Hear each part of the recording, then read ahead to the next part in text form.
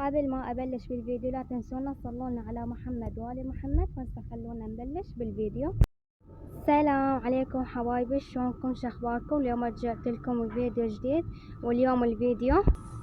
فاليوم الفيديو هو طبخ ببيتنا، قاعد نطبخ الزين العابدين، الزين العابدين. بس قبل ما أبلش بالفيديو لا تنسونا من اللايك والشير والسبسكرايب. هسه خلونا نبلش بالفيديو. فصديقات أمي فقالوا راح نجي ونطبخ ببيتكم، فقلنا لهم هلا بيكم.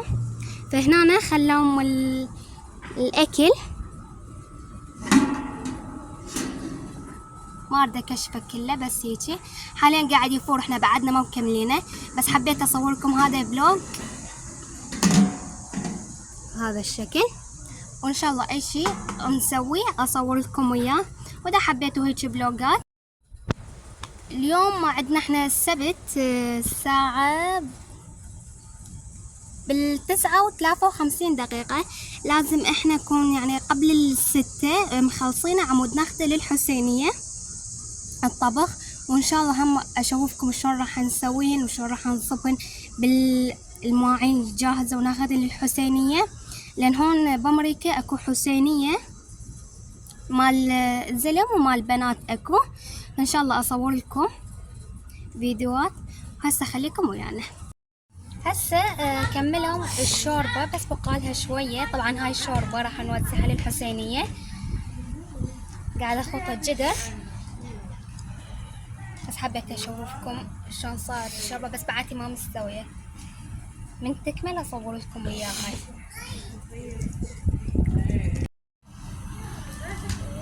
بلشت تستوي الشوربه شويه شويه. من تستوي هسه راح نضيف اللحم نكملها.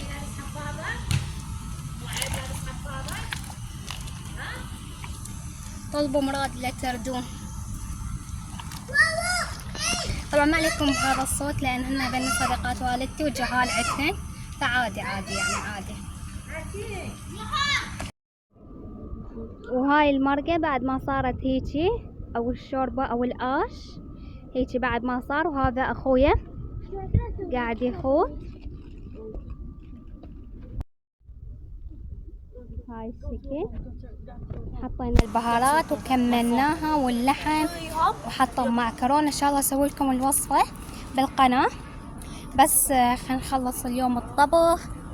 اكو طلبية شيئين طالبتها، ان شاء الله هم اصور لكم اياها وارجع اسوي لكم حلويات، لان طالبة طلبية الشيئين هاي للمطبخ، طالبة وطلبت ستاند وشوية ملابس يعني وامور هذني اراويكم اياها نعود. فبس خلي يوصلني هذني طالبتن هذا الباكج الكامل مال اسوي بيه حلويات وكريمات وهذني القصص. بس يوصلني النوبة ابلش اسوي لكم حلويات. انا منتظرة بس هذني يوصلن. واذا وصلتوا وياي في هذا المقطع لا تنسونا من اللايك والشير والسبسكرايب. خط